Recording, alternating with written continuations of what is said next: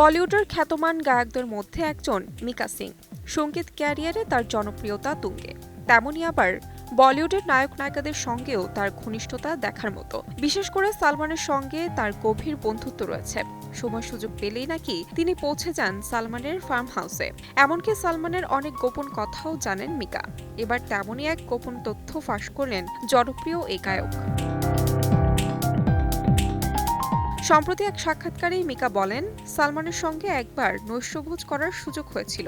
রাতের খাবারের পর তিনি মদ্যপান করেন। এরপরই কম কথা বলা মানুষটা নিজের ফরমাল খোলসটা থেকে বের হতে শুরু করেন। শিশুর মতো আমার সঙ্গে মিশতে শুরু করেন তিনি।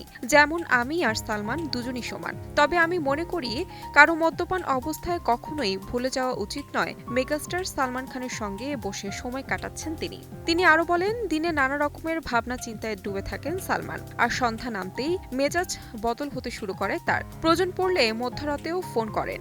কাছের মানুষদের ভোর 4টার সময় ফোন দেয় সালমান। সে সময় ফোন না ধরলেই রেগে যান এই সুপারস্টার।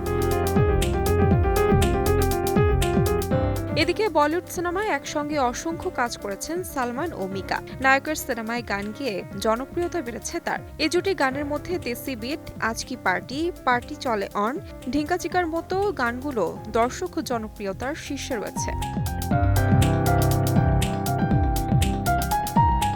তাহমিনা তন্নি, সময় সংবাদ।